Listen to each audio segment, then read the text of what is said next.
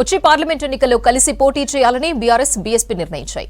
ఇవాళ నందినగర్లోని మాజీ సీఎం కేసీఆర్ ఇంటికి వెళ్లిన ఆర్ఎస్ ప్రవీణ్ కుమార్ పొత్తులపై సుదీర్ఘంగా చర్చించారు.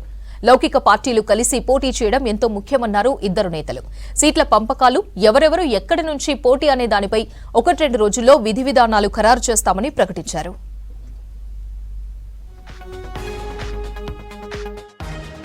కలిసి వచ్చే పార్టీలను కలుపుకుపోతామన్నారు. చాలా అంశాలపై ఆర్ఎస్పీతో చర్చించామన్న కేసీఆర్ రేపు మాయావతితో మాట్లాడతారన్నారు.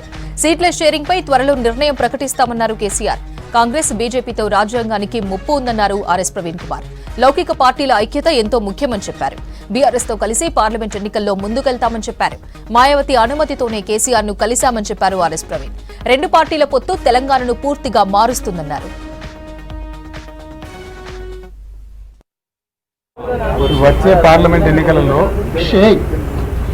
తెలంగాణ రాష్ట్రంలో బీఆర్ఎస్ బీఎస్పీ కలిసి పనిచేయాలని చెప్పి నిర్ణయించుకున్నాం. సిద్ధాంతపరంగా అనేక విషయాలలో సామీప్యత ఉంది.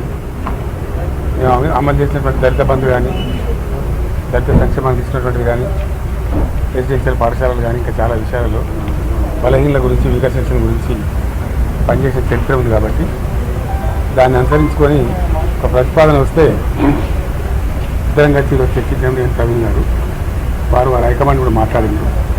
అక్కడి నుంచి వారి అనుమతి తీసుకొని మేము చర్చలు చేసిన తర్వాత కలిసి పని చేయాలని చెప్పి స్థూలంగా ఒక నిర్ణయానికి వచ్చినాం.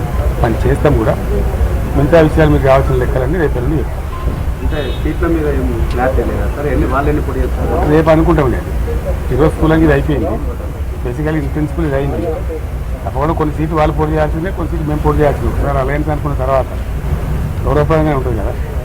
వీళ్ళు తెలియదు, మీకు కూడా సస్పెన్స్ ఉండదు కదా. మనం already Warangal state president Warangal చేయొద్దా?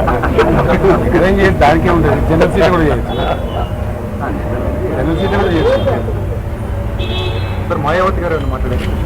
నేను ఇంకా తనతో మాట్లాడలేదు. ప్రవీణ్ గారు మాట్లాడి ఓకే చేసుకొని మళ్ళీ నాతో మాట్లాడతాను. నేను రేపట్ల మాట్లాడతాను. ఓకే, పాత పరిచయం ఇతర పార్టీలు ఏమన్నా కలిసి వచ్చే అవకాశం ఉంది? చూద్దాం ఏం జరుగుద్దు. సస్పెన్స్ ఉంది కదా మనం ఇప్పుడు. Thank you. తెలంగాణ మాజీ ముఖ్యమంత్రి శ్రీ పెద్దలు గౌరవనీయులు శ్రీ కేసీఆర్ గారిని కలిసినందుకు చాలా ఆనందంగా ఉంది. మరి ఈ తెలంగాణనే కాదు, యావత్ భారతదేశం కూడా ఈరోజు లౌకికత్వం అంటే సెక్యులరిజం, లౌకికత్వం ప్రమాదంలో ఉన్నది. మరి భారతీయ జనతా పార్టీ చాలా పెద్ద ఎత్తున కుట్రలు చేస్తూ ఉన్నది దేశాన్ని చిన్నభిన్నం చేయడం కోసం. మరి పూర్తిగా రాజ్యాంగాన్ని రద్దు చేయాలనే కుట్ర చేస్తూ ఉన్నారు. సో ఆ పరిస్థితుల్లో మరి సెక్యులర్ పార్టీ అయినా, మరి సెక్యులర్ భావాలు కలిగి సెక్యులరిజాన్ని నిరంతరం కాపాడిన మరి భారతీయ రాష్ట్ర సమితి, అదేవిధంగా పెద్దలు కేసీఆర్ గారు వారు మరి నేను బైంజీ మాయావతి గారి ఆశీస్సులతో మరి వారిని కూడా కలవడం జరిగింది.